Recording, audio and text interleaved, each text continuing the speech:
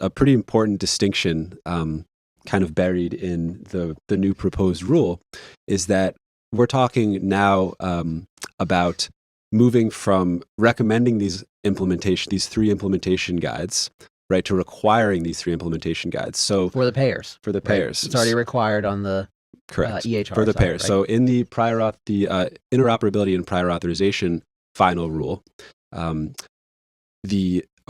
actually dating back to the original HIPAA law, the required modality by which prior authorizations should be exchanged electronically was through X12 standards, right? The 278 standard in particular, I believe.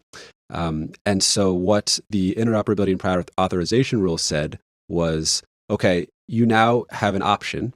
If you choose to implement prior authorization data exchange using these FHIR implementation guides, we will not enforce this HIPAA requirement as far as sending prior authorization data via X12.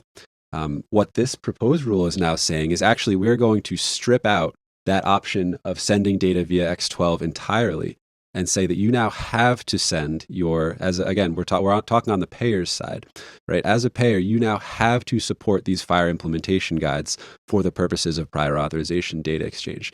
And that requirement now will match the payers to what is already required of providers as far as the provider's health IT system. So that's another important thing that I think helps to create this parity between the two sides that participate in this exchange. So trying to get them to talk the same language. I like to relate it to electrical outlets and electrical plugs.